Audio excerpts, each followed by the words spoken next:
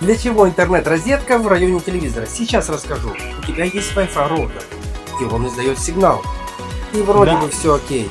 Но если на его преграде стена или попросту плохой сигнал, то твой Wi-Fi будет отстой. А особенно при просмотре фильма. А особенно на самом интересном месте. Есть решение. Просто подключи телевизор напрямую к Wi-Fi и продолжай смотреть фильм. Обязательно подписывайся, если было интересно. И, наконец, установи себе эту розетку.